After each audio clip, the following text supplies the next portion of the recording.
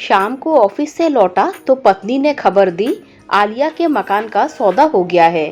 इसी महीने रजिस्ट्री भी हो जाएगी। यह सुनकर मेरा मन खिन्न हो गया।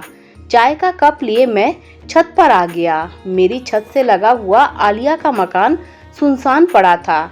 बहारों के मौसम में भी पौधे से लदे गमले सूख रहे थे, मुरझाए पड़े थे। मैंने छत से झुककर उनके पोर्च पर नजर डाली तो सिर्फ नारंगी फूलों वाली बेल फूलों से लदी हुई थी। याद आ गया, पिछले महीने ही तो 25 वर्षीय आलिया ने अपनी बेहद नर्म आवाज से बतलाया था, राजू भाई पूरे 2 साल हो गए हैं इस बेल को लगाए हुए, लेकिन इक्का दुक्का से ज्यादा फूल खिलते ही नहीं। इस बार फूल नहीं खिले तो काट दूंगी। यह सुनकर अम्मा बीच में बोली, नाना बिटिया ऐसा न करना, हरी बेल को कभी काटना नहीं चाहिए, पाप लगता है। खाद पानी डालती रहो, देखना इस बार जरूर लहकेगी। ठीक है चाची, कहकर आलिया छोटे से लॉन की सफाई में लग गई और वाकई इस साल बेल ऐसी लहकी कि पत्तियां दिखलाई ही नहीं दे रही थीं। लेकिन उसे देखकर गदगद होने वाली माँ बेटी न जाने जीवन की किस उलझन को सुलझाने में लगी थी। लहकती बेल की खूबसूरती को जी भर कर देखने का वक्त ही नहीं निकाल सकी थी। 5 साल पहले मुसलमान परिवार ने घर के बगल में अपना घर बनाना शुरू किया तो अम्मा बड़बड़ाई थी, ये मुसलमान लोग तो बड़े गुस्से वाले होते हैं और लड़ाकू होते हैं, कहीं हमारी शांति न भंग कर दे। मकान बनने में पूरा 1 साल लगा। इस बीच आलिया और उसकी अम्मी के मृदुल एवं सहयोगी स्वभाव से अम्मा का डर धीरे धीरे कम होता चला गया। गृह प्रवेश के बाद जब वे रहने आ गए तो पंडिताइन अम्मा ने उनके रहन सहन, खान पान और रोजमर्रा की गतिविधियों का बड़ी बारीकी से अध्ययन करना शुरू कर दिया। ग्वालियर वाली जिज्जी तो कह रही थी कि मुसलमान हफ्ते में 1 बार शुक्रवार को ही नहाते हैं। पास बैठते हैं तो तेज गरम मसाले और लहसुन प्याज की बदबू आती है उनके कपड़ों से। लेकिन आलिया के घर तो मेरी पत्नी बीच में बोल पड़ी, सुबह 5 बजे उठ जाती हैं माँ बेटियाँ, फिर पूरे घर का झाड़ू पोछा। 9 बजे तक आलिया के दोनों भाई और वो खुद अपनी बुटीक के लिए नहा धोकर खा पीकर निकल जाते हैं। दिन में आलिया की अम्मी किताबें पढ़ती हैं, पूरा घर चमचमाता रहता है उनका। यह सुनकर मुझे तसल्ली हुई। एक दिन मैंने देखा अम्मा अपनी सफेद धोती के आंचल से एक कटोरी ढाक कर आलिया के घर दाखिल हो रही है। लौटी तो कटोरी को वैसे ही ढाक कर ले आई और अपनी थाली लगाने लगी। मैंने उत्सुकतावश पूछ लिया, क्या लाई हो अम्मा और क्या ले गई थी? कुछ नहीं राजू, आलिया को अरबी के पत्तों की बेसन वाली सब्जी पसंद है, वही देने गई थी। उसकी अम्मी ने पकोड़ों वाली कढ़ी दे दी, ले तू भी थोड़ी चख ले, खाना बहुत अच्छा बनाती है आलिया की अम्मी। छुआछूत पर विश्वास रखने वाली अम्मा मुसलमान के घर उठना बैठना और खाने की चीजों का आदान प्रदान करने लगी है। देखकर बेहद आश्चर्य हुआ। मेरा बेटा विक्की 4 साल का होने वाला था, लेकिन स्कूल के नाम पर दहाड़े मार कर रोता था। जितने दिन भी नर्सरी स्कूल गया, क्लास की खिड़की से बैठी बाहर दादी को बार बार आवाजें देता रहा। आलिया का भाई 12वीं के बाद प्राइवेट स्कूल में पढ़ाने लगा। मोहल्ले के 4-5 बच्चे शाम को उसके पास ट्यूशन पढ़ने आते थे। अम्मा विक्की को बैग के साथ रोज उसके पास ले जाने लगी। अम्मा दूसरे कमरे में आलिया की अम्मी से बातें करती हुई कभी सब्जी काटने लगती, कभी बुटीक की साड़ियों और ब्लाउज में पीको फॉल करने या बखिया करने लगती। दादी बैठी है इसी भरोसे से और विक्की हम उम्र बच्चों के साथ बैठकर पढ़ने लगा। धीरे धीरे विक्की खुद ही 3 बजे ही बस्ता उठाकर आलिया के घर जाने लगा। पढ़ाई खत्म होने के बाद आलिया की अम्मी बच्चों को चॉकलेट बिस्कुट देते हुए कहती, शुक्रिया बोलिए। जब मुसलमान बच्चे घर जाते हुए अल्लाह हाफिज कहते तो देखा देखी विक्की भी अल्लाह हाफिज बोलने लगा। अब वह घर में किसी भी चीज को लेते हुए शुक्रिया कहता और घर से जाते हुए अल्लाह हाफिज कहने लगा। घर में तो वह धमा चौकड़ी मचाए रहता, लेकिन आलिया के घर बड़ी ही तहजीब से बैठता और आप करके छोटे बड़े सभी से बातें करने लगा। कट्टर रूढ़िवादी पंडित घर में मेरी पत्नी ने विक्की के संस्कारों में उर्दू एवं मुस्लिम संस्कृति को घुलते मिलते देखा तो उसके दिमाग में अलगाववादी कीड़ा कुलबुलाने लगा। क्या सीख रहा है विक्की ये? क्यों धन्यवाद की जगह बात बात पर शुक्रिया कहने लगा है और ट्यूशन पढ़ने जाते समय मेरे और अम्मा के पैर छूकर अल्लाह हाफिज कहता है। अगर हमारे परिवार वाले सुनेंगे तो क्या कहेंगे? यही ना कि ब्राह्मण को मुस्लिम संस्कार सिखा रहे हो। बचपन में सीखी गई बातें तो बच्चा जीवन भर याद रखता है। हमारे वार्तालाप के समय मैंने देखा कि विक्की पूजा घर में अम्मा के साथ बैठा श्लोक दोहरा रहा है और बीच बीच में हाथ उठाकर घंटी भी बजा रहा है।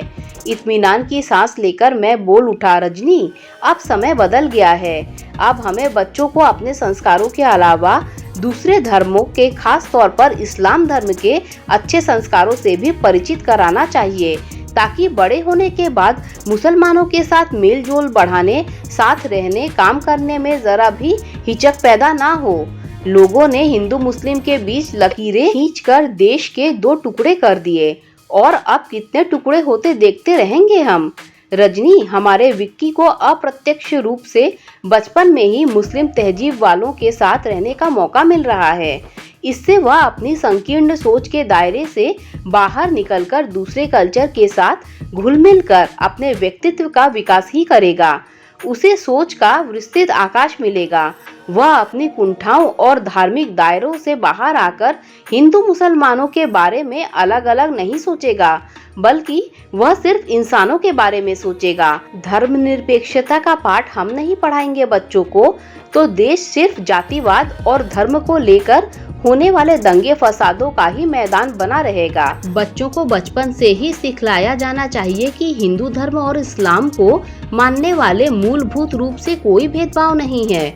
बच्चों के बड़े होने तक तथाकथित कट्टर पंडित और मौलवियों को अपने रोटी सेकने व स्वास्थ्यपरता भरी कुचालों को तर्क वितर्क करके समझाने की सूझबूझ पैदा करना हमारा कर्तव्य है। तभी तो हम धर्मनिरपेक्ष देश की कल्पना कर सकते हैं। मेरी भारी भरकम बातें सुनती रही रजनी, लेकिन उस दिन के बाद उसने कभी भी विक्की को रोका नहीं।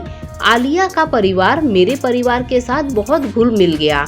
पत्नी दूसरी बार मां बनने वाली थी। विक्की कभी कभी आलिया के साथ सो जाता। आलिया की सुंदरता और शालीनता देखकर मेरी पत्नी अक्सर उसे छेड़ते हुए कहती, जब तुम्हारी शादी होगी तो जमाई बाबू को पहले ही समझा देना कि हम तुम्हारे जैसी ही बहू लाएंगे विक्की के लिए, समझ गई ना? सुनकर शर्म से आलिया की कान की लोलकी लाल बूटी हो जाती।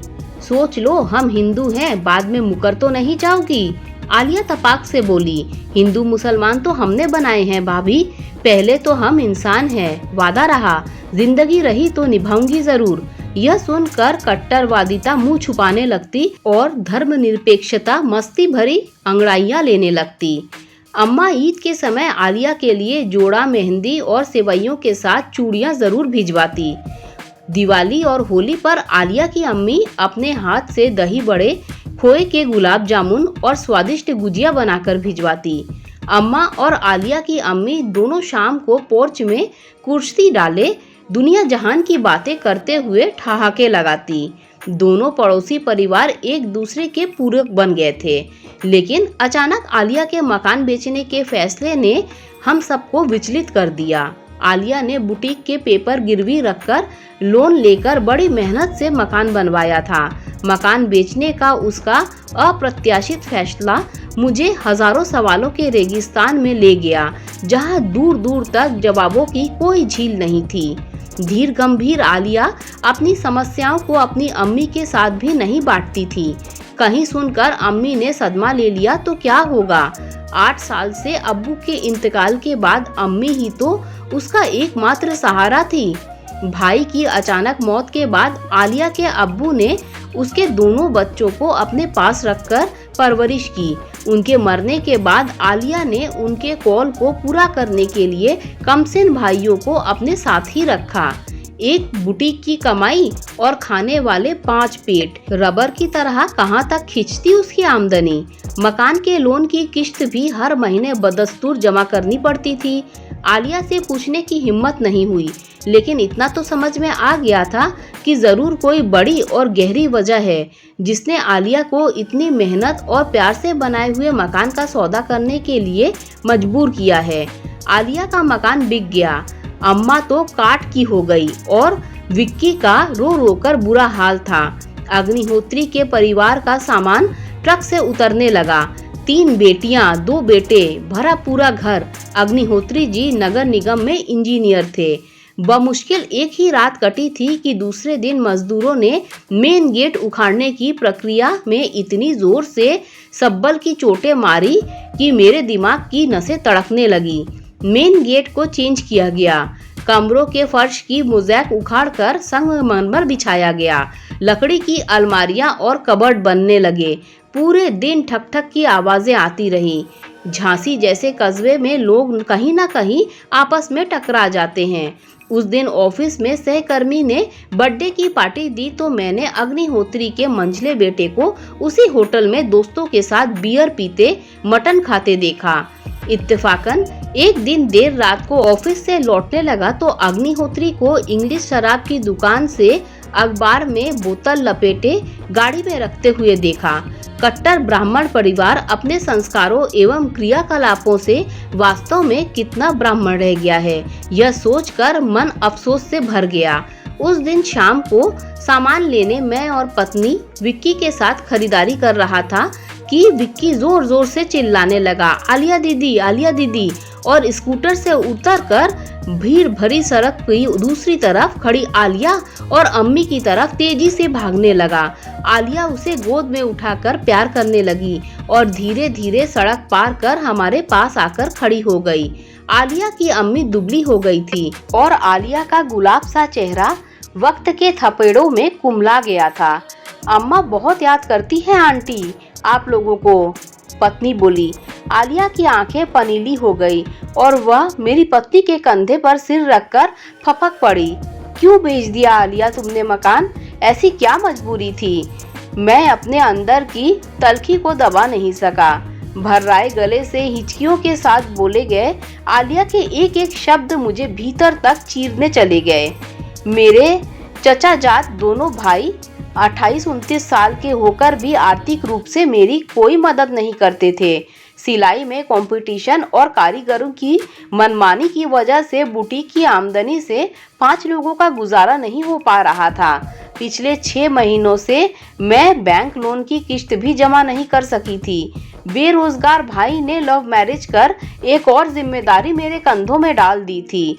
अम्मी काम करने के लिए कहती तो वे दोनों सीना जोरी पर उतर कर कहते, मकान में हमारा भी हिस्सा है, हम यहीं रहेंगे, जब काम मिलेगा तब तो करेंगे ना।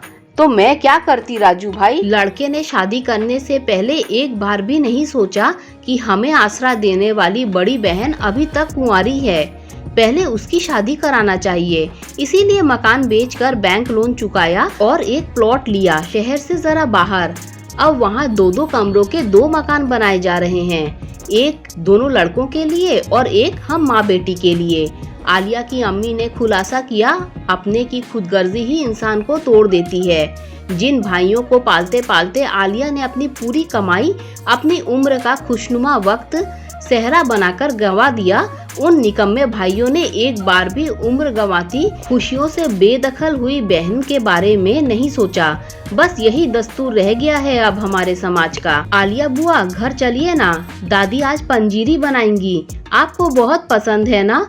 विक्की आलिया के गले में नन्ही नन्ही बाहें डालकर बोला, आएंगे बेटा आएंगे, जब अग्निहोत्री जी गृह प्रवेश करेंगे तब जरूर आएंगे। घर में घुसते ही विक्की ने सबसे पहले अम्मा को आलिया से मुलाकात का विवरण दिया तो अम्मा की आंखों में दरिया उतर आया। बूढ़े चेहरे पर अफसोस और उदासी की रेखाएं खिंच गई। पड़ोस में घिसाई मशीन की घर्र घर्र और ठोकने पीटने की आवाजें बदस्तूर आ रही थी। शाम को दूध लेने डोलची लेकर बाहर निकला तो अग्निहोत्री कार से उतर रहे थे। औपचारिक मुस्कान के आदान प्रदान के बाद हाथ मिलाते हुए मैंने पूछ लिया, कब कर रहे हैं गृह प्रवेश? मुझे आलिया के आने का बेसब्री से इंतजार था। अभी समय लगेगा, बहुत सारा काम करवाना बाकी है, लेकिन मकान तो पूरी तरह से रहने लायक था। आलिया का परिवार 7 सालों से रह रहा था। वह बहुत अच्छा मेंटेन भी किया था। एक्चुअली अब हम किचन की टाइल्स और नीचे का फर्श बदल रहे हैं। वे लोग मुसलमान थे, सालों से नॉनवेज पका रहे थे। मसालों के और नॉनवेज के छींटे टाइल्स और नीचे के फर्श पर पड़े होंगे। फर्श पर रखकर मटन मछली काटा और साफ किया होगा। हम सूर्य कुल के ब्राह्मण हैं। ऐसी जगह भाग का कच्चा पक्का खाना कैसे पका सकते हैं?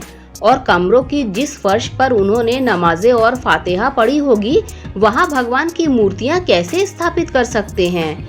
वाइफ तो लैट्रिन के इंडियन और कमोड पर भी बदलने के लिए जोर दे रही हैं। मुसलमानों द्वारा उपयोग में लाई गई चीजों का हम ब्राह्मण कैसे प्रयोग कर सकते हैं? अग्निहोत्री जी की तर्कहीन बातें सुनकर मेरे कानों में हजारों अलावे धड़कने लगे और दिल में अफसोस का हाहाकार मच गया।